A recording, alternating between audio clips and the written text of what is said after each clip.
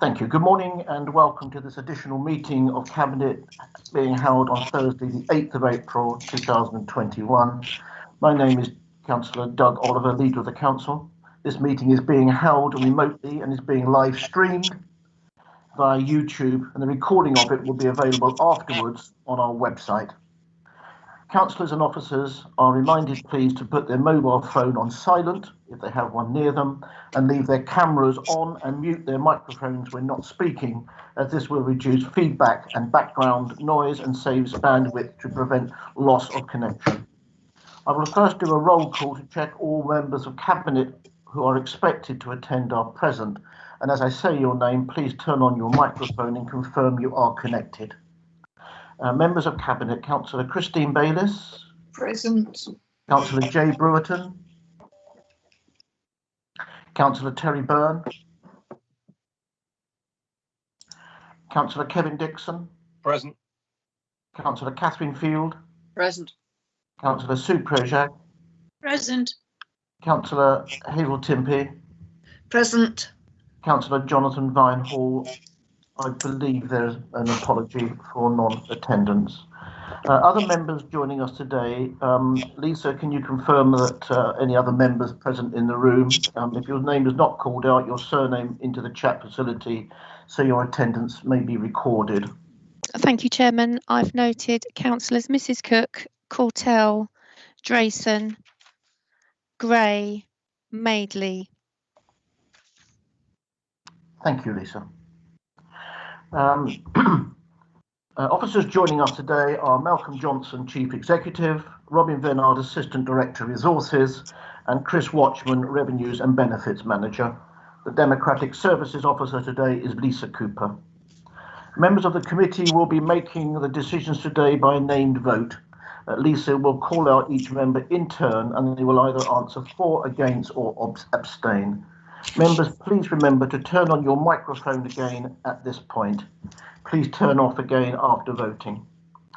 Those members who wish to speak, please indicate by typing your surname only in the chat facility. Please be aware that there will be a time delay of around 5 seconds whilst a member appears on screen. Each item will be reintroduced as we get to it, but I believe we just got the one item today. Agenda item 1. Lisa, are there any apologies for absence? Yes, Chairman, we have Councillor Vinehall, Executive Member, and Councillor Paul Osborne, Chairman of the Overview and Scrutiny Committee. Thank you. Malcolm, are there any additional agenda items? No, Chairman, there are no additional agenda items. And Malcolm, are there any urgent decision items? The decision you're taking today is an urgent decision, Chairman, yes. Thank you. If I can just remind regarding disclosure of interests, members please indicate in the chat facility if you wish to declare. Please speak clearly if you have a personal and prejudicial and say the agenda item it refers to. Members with a personal and prejudicial interest will be asked to temporarily leave the meeting at the start of the item. Lisa will then invite members to rejoin the meeting when the item is finished. If we can move into the agenda, which is the only item on the agenda today, being item agenda 5. Chairman, Chairman, I think there may have been a declaration required. Did Councillor Mrs Proshak wish to make one? Oh, I beg your pardon, I didn't pick that up. Thank you, Lisa. I believe it's a personal interest because I chair a charity which in the past has had a grant, but I'm not sure about the future. Okay, thank you, Sue. Let me just make sure I've got that there. I didn't pick that up, but I've now picked up the chat. Thank you very much indeed. Okay, we move into the report, the Additional Restrictions Grant Discretionary Business Restart Grant Scheme. It's a report from Robin Venard, Assistant Director Resources, and the purpose to agree a new additional restrictions grant scheme to provide business restart funding ahead of the reopening of businesses in line with the government's COVID-19 pandemic roadmap. If I can invite you, Robin, to present the report. Okay, thank you, Chairman. Morning, members. So you'll be aware that as part of the government's annual budget, they announced that they will be providing additional funding for restarting businesses post COVID and as part of their roadmap. And in the report, what we've done is highlight initially the national scheme for members, which will provide grants of up to £6,000 to non-essential retail business premises, and then up to £18,000 for those involved with hospitality, accommodation, leisure, personal care and gym business premises. These grants are all to do with those businesses that occupy business rated premises, and we've received funding of about 9.36 million to help pay for those grants. Provided some details to that in Appendix A to the report. We are live with this. It's actually, the application process is live at the moment, so businesses are already making applications for this national scheme. As part of that, though, also we're enabled to extend our discretionary grant scheme to sort of replicate the national one for Restart. And initially, we are able to use the remainder of our funds left over from the previous grant funding for our discretionary scheme that we received. So what we've done is take a look at what we've already done in terms of supporting those businesses, see whether that should then roll forward into a Restart grant, which is about getting businesses going again that have been materially affected by the COVID pandemic.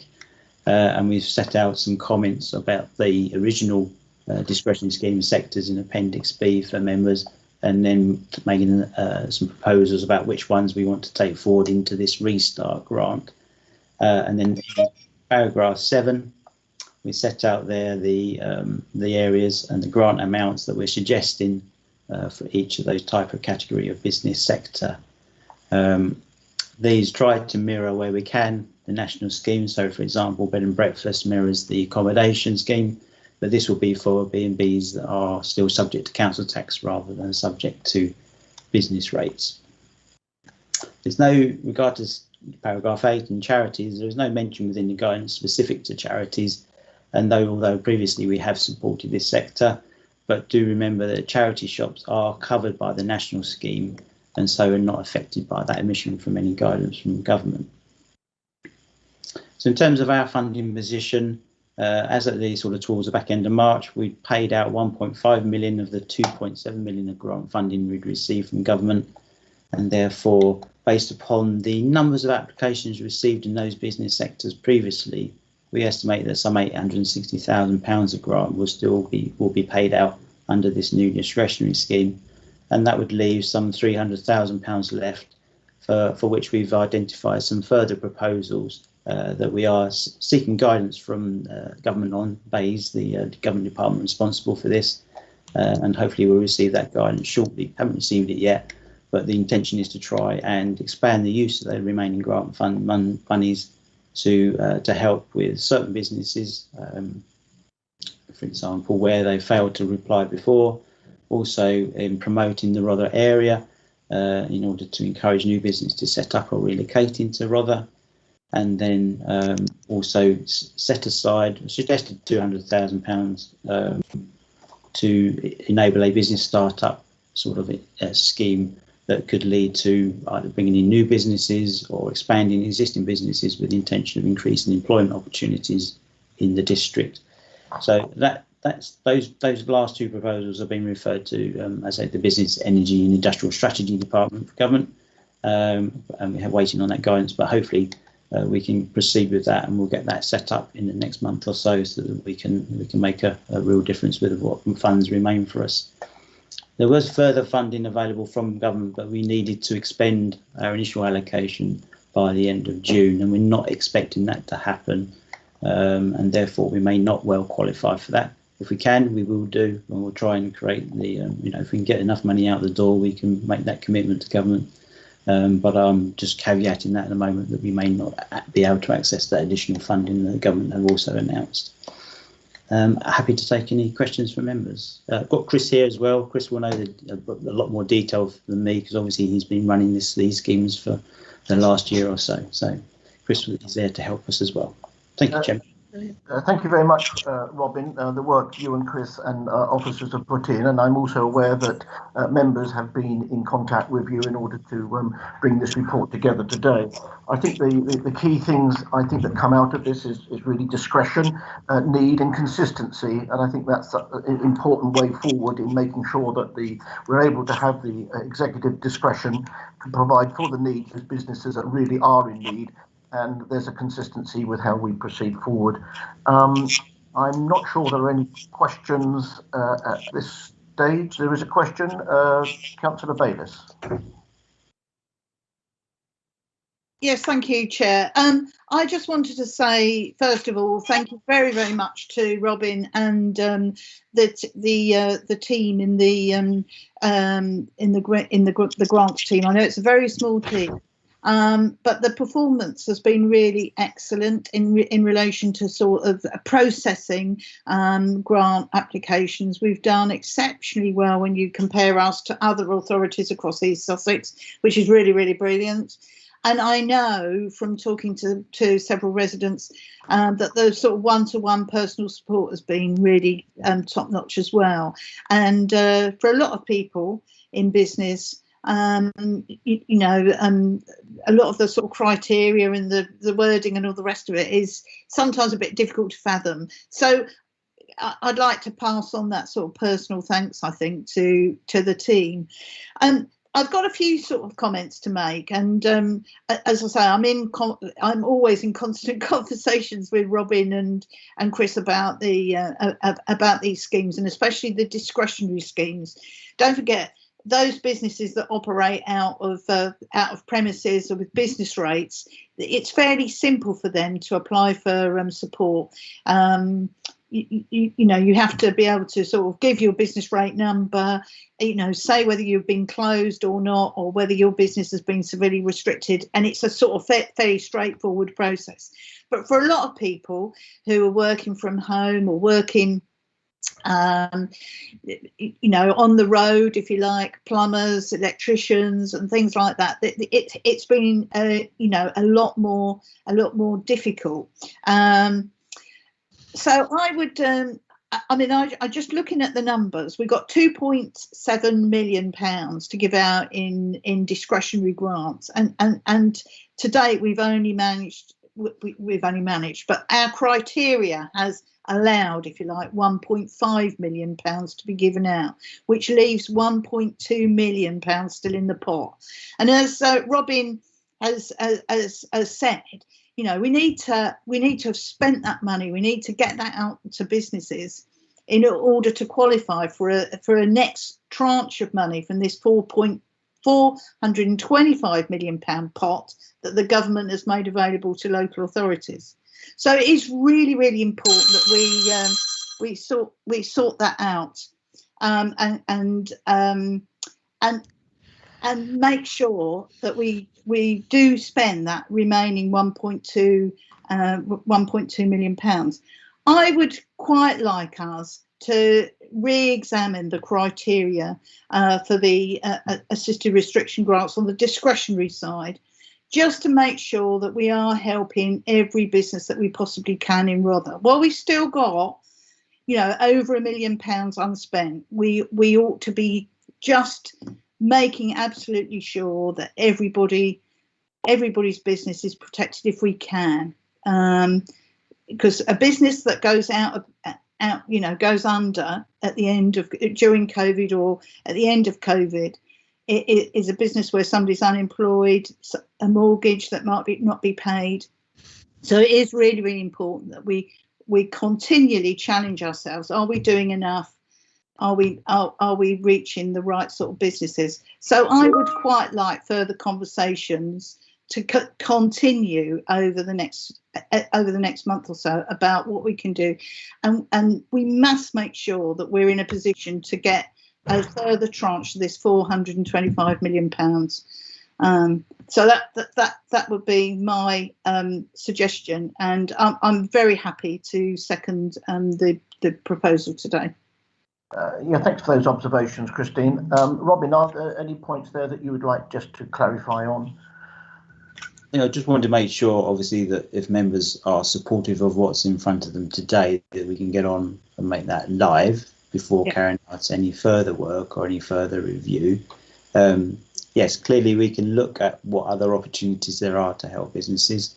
I think the important bit for this one is it is about restart, not necessarily income replacement. So it's about businesses that can get in order to restock or whatever it might be in order to get that business up and running. So keeping that in mind as well as to the nature of what we're trying to do. But I agree, at the end of the day, we want to help businesses survive where we can.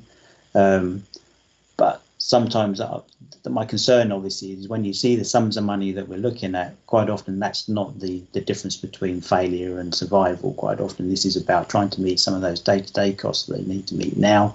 And then the same, particularly for this restart grant, it's about trying to get the business back up into a sort of fit for purpose basis so they can deliver the services or goods that it needs to. So having that, we can take that forward. We can take a look at what else is being offered around the area and the country, and then come back to members. And particularly also if members have specific areas or sectors to let us know what those are, and we can take a look at what we can do with those sectors. I think the danger sometimes is that we have unintended consequences in terms of how you detail your criteria, and therefore you don't want to open it up to businesses that have been perfectly able to trade over the COVID period. And that's the important bit, is about trying to make sure you don't have the criteria too loose so that everybody can apply who really don't need that level of support. I think that's also an important consideration. But yes, we can have a look and come back to members in the future. Thanks very much for that clarity on those points. And as I say, it is consistency that we seek, discretion, and obviously the need that's there. Councillor Sue Project. Sue. Thank you, Doug. Just echoing what Christine said about our team. Robin, thank you, and especially thank Chris for the huge amount of work and the one-to-one help that you've given to our businesses. And we have been really effective in getting that message out. And I have businesses come up to me and say, thank you so much, particularly people in the events field. Thank you so much. We couldn't survive without that help. Now we have decided, and it is implemented, that we put out a message to all our parishes, and soon there will be Bexhill included in that decisions we've been taking at Cabinet. This is a really good opportunity to actually get this message out to our parishes who do know what businesses are around, and can help us get this message out to get applications in. So that is one way to urge our clerks to parishes to get the message right through their parishes. Thank you. Thanks for those comments, Sue. Yes, and the feedback that I think we all get as members is that the team that's been there in situ to support have been doing an excellent role, and it's the personalisation of it all that's made it very, very successful. Are there any other questions of Robin? I don't think so. If I can invite Councillor Kevin Dixon, lead member for Finance, to sum up and move this report, please. Thank you, Chairman, and I'd like to echo my thanks to the team dealing with this, and let's hope this is the last one that we have to deal with and we will get back to normal. Two strands to this today. Obviously the support for businesses, which is great, and I acknowledge what Councillor Bayliss says. There may be some holes in this that we can sort out as we go on. We do have delegated authority, if you agree later, for that to happen in conjunction with the Chief Executive, so we can sort out any businesses that fall through the gaps, and also the support for Rother and opening up Rother generally going forward, which will be a great help with some money for doing that as well. I do believe that all councillors have got a role to play in this process today. Everyone knows of businesses in their area that are going to be starting up. This is money allocated from the government. It's not going to affect Rother's finances. We just need to get the money to the businesses from the government. So I'd really appeal to all councillors in your own patches to get out to see your businesses that are reopening next week, and then again in 5 weeks' time. Nearly all of them will be entitled to some of this business grant. So please spread the word. I know that Chris Watchman might be very happy with all the extra work, but we'll be very happy to get out all the money to the into the businesses. So I have asked Robin if we can have a leaflet that we can give out with just some basic details on, so that we can councillors can be sent out in their patches giving out this great news, because it is good news. And I trust, Leader, that we will have a decent press release, and that we'll have also the normal cabinet decisions to the parish council as well, with all the details on, so that we can get that out as well. Indeed. So, in conclusion, I'd like to move the recommendations as the report, please. Thank you, Kevin. Lisa, if we can take a vote on this, please. We need someone to second. I think Christine has seconded. Yeah. Yes, thank you, Chairman. Thank you, members. Yes, if you can just answer for, against or abstain. Councillor Bayliss. For. Councillor Byrne. For. Councillor Dixon. For. Councillor Field. For. Councillor Oliver. For. Councillor Proshak. For. Councillor Tempe. For. That's carried, Chairman. Thank you very much, Lisa. And I believe this does go along with the reopening of Rother initiative, that Rother, as a district council, are across all members promoting out in our towns and villages for all sectors to relaunch, reopen, and hopefully this will enable some of these businesses to continue, because that's so important for what's ahead of us. Thank you. Kevin, are you wanting just to make a comment before we finish the meeting? Thank you.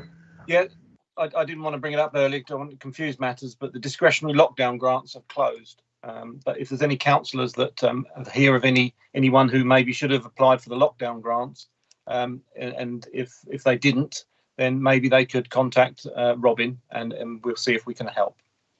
Thank you for that.